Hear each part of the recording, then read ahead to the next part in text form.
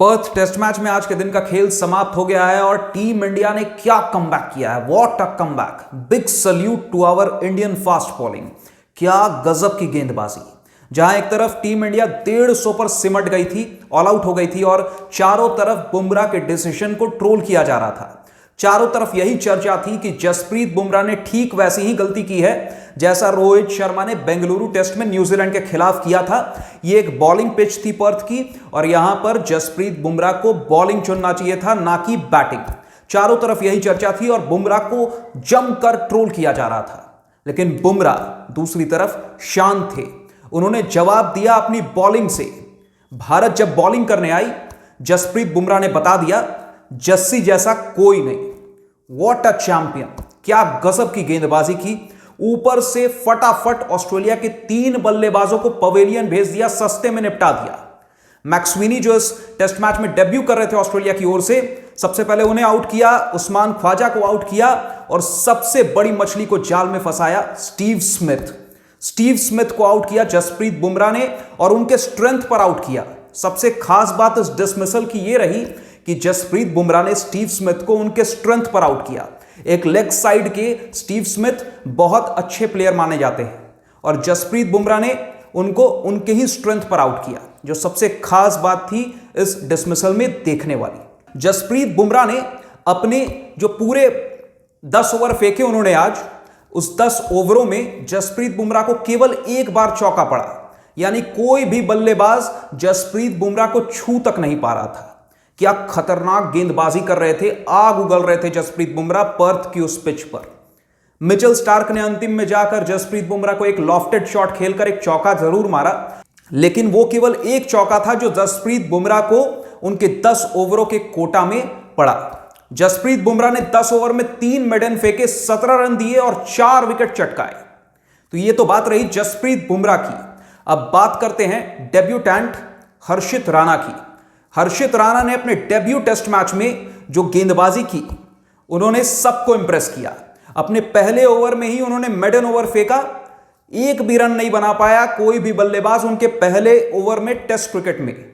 और उसके बाद उन्होंने जो कमाल किया वो सबको इंप्रेस कर गया। हर्षित राणा ने भी एक बड़े मछली को जाल में फंसाया। नाम है उस मछली का ट्रेविस हेड, एक बिग फिश।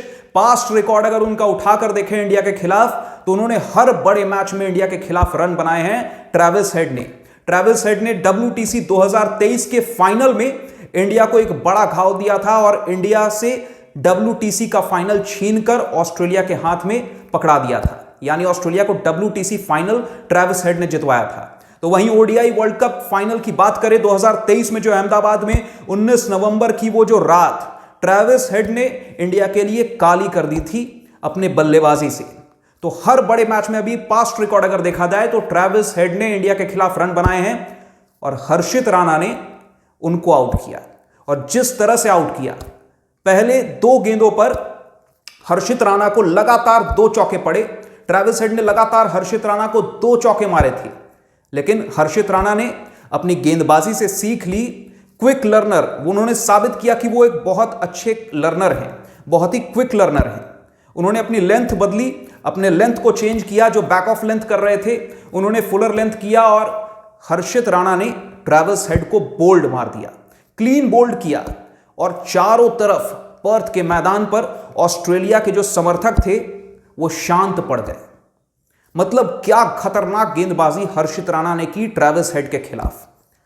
और वहीं मोहम्मद सिराज, जिन्हें लोग DSP बोलते हैं, मोहम्मद सिराज ने एक बार फिर से प्रूव कर दिया कि इंडियन कंडीशंस में वो भले ही पूरे होम सीरीज में ऑफ कलर रहे हों, चाहे वो इंग्लैंड के खिलाफ हो, चाहे वो न्यूजीलैंड के खिलाफ टेस्ट सीरीज में, लेकिन जैसे ही विदेशी दौरे पर टीम इंडिया गई और खास करके ऑस्ट्रेलिया में, जहां पर पिछले दौरे पर उन्होंने अपने टेस्ट करियर की शुरुआत की थी और एक लीड बॉलर बनकर उभरे थे टीम इंडिया के लिए, उसी ऑस्ट्रेलिया में मोहम्मद सिराज ने एक बार फिर से प्रूव कर दिया कि वो कितने खतरनाक बॉलर हैं विदेशी पिचों पर।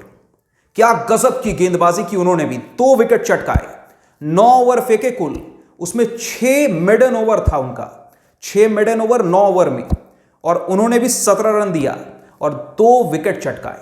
तो क्या खतरनाक गेंदबाजी की है डीएसपी मोहम्मद सिराज ने, और सबको इंप्रेस किया उन्होंने भी अपनी गेंदबाजी से। तो ये तो कहना होगा, उन्होंने एक बार फिर से इंडियन पेस बॉलिंग ने यह साबित कर दिया कि जो विदेशी धरती पर इंडिया की पेस बॉलिंग है, फास्ट बॉलिंग है, उसका कोई तोड़ नहीं है, कोई आसपास भी नहीं टिकता है। जिस तरह की जो पास्ट परफॉर्मेंस रही है, जो बीते 5 साल को अगर उठाकर आप देख लें, जो विदेश में टीम इंडिया की फास्ट बॉलिंग ने जो परफॉर्मेंस दिया है, वो मानने वाली बात है। गजब की बॉलिंग, मतलब ऑस्ट्रेलिया को हवा तक नहीं लगी। 67 पर 7 ऑस्ट्रेलिया, आज के दिन का खेल खत्म होने के बाद ऑस्ट्रेलिया का स्कोर है, और ऑस्ट्रेलिया पूरी तरह से बैकफुट पर है। जहां इंडिया की जब पारी खत्म हुई थी, बैटिंग जब इंडिया की समाप्त हुई थी और 150 रन इंडिया मात्र बना पाई थी, तो सब यही कह रहे थे कि ऑस्ट्रेलिया पूरी तरह से इंडियन टीम पर हावी हो चुकी है। लेकिन जब खेल समाप्त हुआ आज के दिन का, तो अब यह कहना कोई गलत बात नहीं होगी इस बात में कि ऑस्ट्रेलिया पूरी तरह से बैकफुट पर है इस टेस्ट मैच में।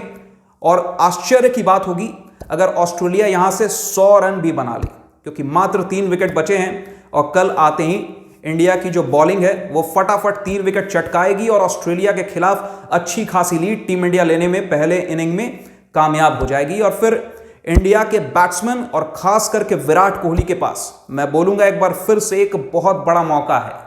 प्रूव करें कि क्यों वो किंग हैं, किंग कोहली क्यों उन्हें कहा जाता है। उन्हें प्रूव करने का एक बहुत गोल्डन अपॉर्चुनिटी अब विराट कोहली के पास आ चुका है। सेकंड इनिंग में विराट कोहली को बहुत ही अच्छा खेल दिखाना होगा। अपनी पुरानी जो बैटिंग है, जो ऑस्ट्रेलिया में जिस बैटिंग के लिए वो जाने जाते हैं, वो बैटिंग उन्हें करके दिखाना होगा। अगर टीम इंडिया को ये टेस्ट मैच एक तरफा अंदाज में अगर जीतना है, तो फिर ऐसा करना ही होगा विराट कोहली को।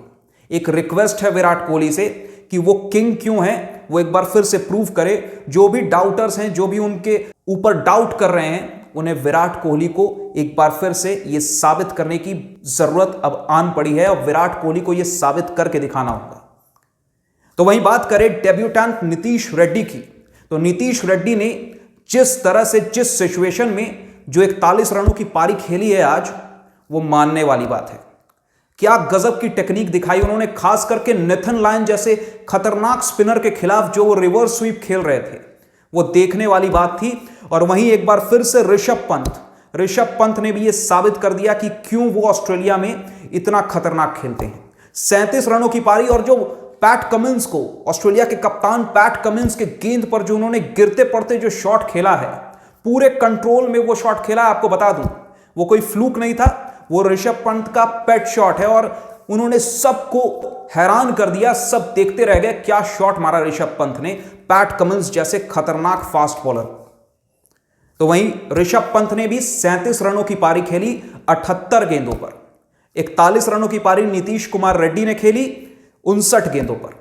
और इन दोनों की पारी के बदौलत टीम इंडिया एक सम्मानजनक, एक फाइटिंग टोटल तक पहुंच गई 150 रन पर। यह पिच जैसी है उसके हिसाब से ये 150 रन कोई 250 रन से कम नहीं है।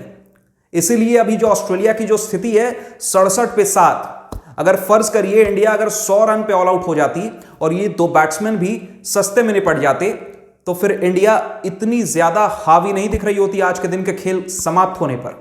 लेकिन अब इंडिया 150 रन बना चुकी है और ऑस्ट्रेलिया 67 पे 7 है। तो इंडिया के लिए एक बहुत ही अच्छी सिचुएशन है, बहुत तगड़ी सिचुएशन में इंडिया इस टेस्ट मैच में पहले ही दिन आ चुकी है। और अब यहां से टीम इंडिया, ये सर्टेनिटी लग रही है कि अब टीम इंडिया को यहां से हराना बहुत ही मुश्किल होगा ऑस्ट्रेलिया के लिए। खैर, अब कल का खेल देखना होगा कि कल के खेल में ऑस्ट्रेलिया कैसा खेल दिखाती है, और क्या टीम इंडिया अपने खेल को इसी तरह जारी रखेगी या ऑस्ट्रेलिया कमबैक कर पाएगी। आपको क्या लगता है, क्या ऑस्ट्रेलिया कल के खेल में कमबैक कर पाएगी?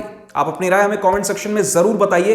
फिलहाल आपका इस वीडियो के अंत तक बने रहने के लिए बहुत बहुत शुक्रिया। नमस्कार। इसी तरह हंसते रहिए, खुश रहिए, मुस्कुराते रहिए, स्वस्थ रहिए, मस्त रहिए। नमस्कार।